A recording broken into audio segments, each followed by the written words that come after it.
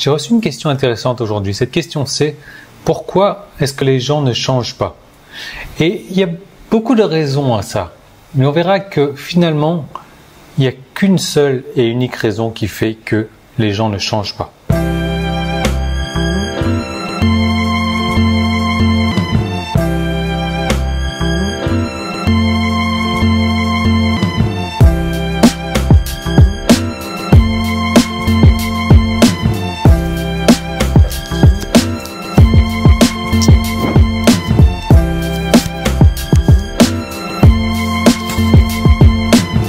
Alors si la question c'est pourquoi est-ce que je porte mon sac en bandoulière alors que je n'ai pas de t-shirt, et pourquoi est-ce que je porte un sac en bandoulière dans la chambre, dans la maison?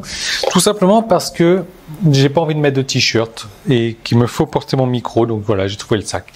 Tout simplement parce que j'ai pas envie de me mettre dans la climatisation comme ça. Il fait excessivement chaud en Thaïlande et le truc c'est que vous avez le choix, soit vous supportez la chaleur comme moi, soit vous vous mettez dans la climatisation. La climatisation, c'est pas forcément de l'air pur, c'est pas forcément de l'air propre, et c'est pas forcément ce qu'il y a de meilleur pour la santé. Déjà qu'on dort toute la nuit, donc avec la climatisation, j'essaye de passer la majorité de la journée, donc au moins 12 heures sans climatisation. Donc voilà, là je suis avec le ventilateur et je ne peux pas mettre de t-shirt parce que si je mets un t-shirt, il va faire horriblement chaud.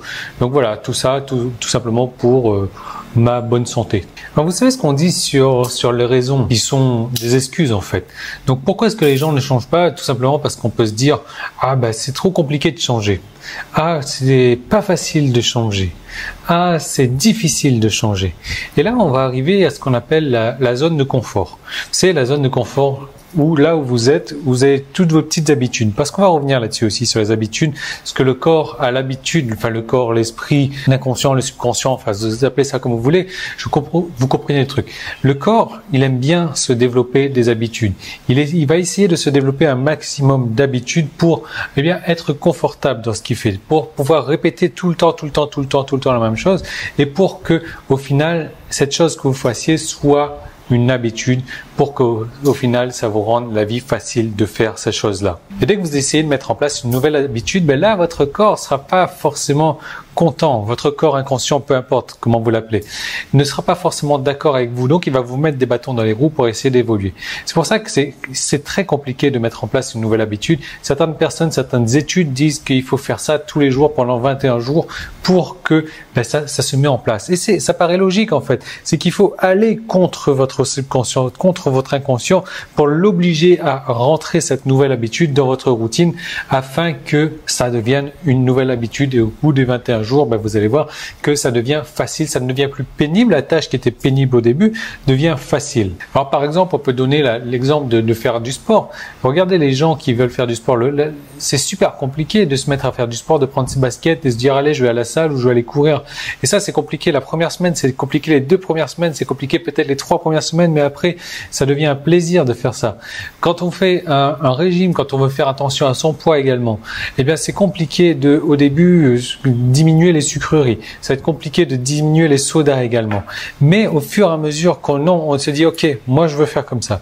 Je veux entraîner mon corps à faire ça. Et donc vous allez donner à votre corps, vous allez être obligé à votre corps, à votre inconscient de prendre cette nouvelle habitude, et vous allez voir qu'au fil du temps, ça va devenir une habitude donc. Et donc il y a cette zone de confort là, la zone où on est installé aujourd'hui. Et dans cette zone, on a nos petites habitudes qui viennent.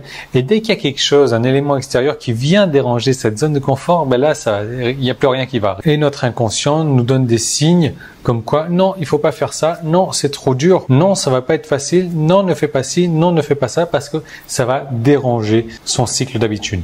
Tout simplement. Mais en fait, pourquoi est-ce que les gens ne changent pas?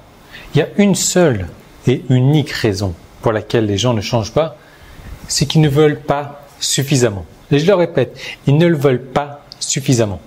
Ça me rappelle une histoire en fait à propos d'un mec qui arrive chez son meilleur ami et il voit un chien dans un coin comme ça qui gémit chez son meilleur ami.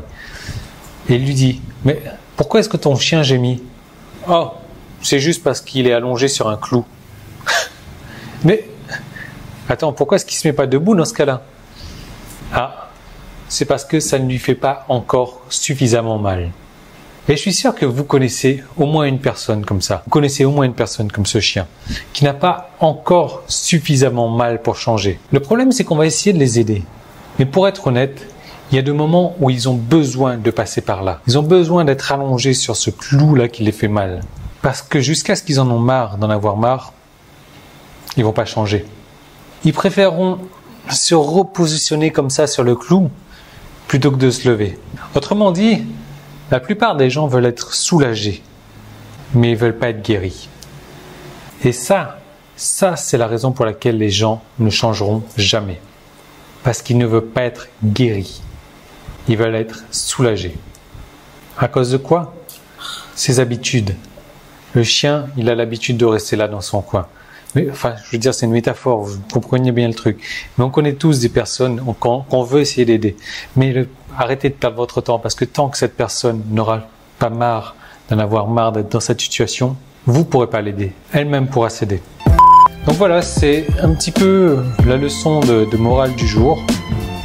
Pas vraiment une leçon de morale, on ne parle pas de marketing, mais comme je vous dis, j'aime bien de temps en temps mettre en place ce genre de petits textes là qui m'inspirent.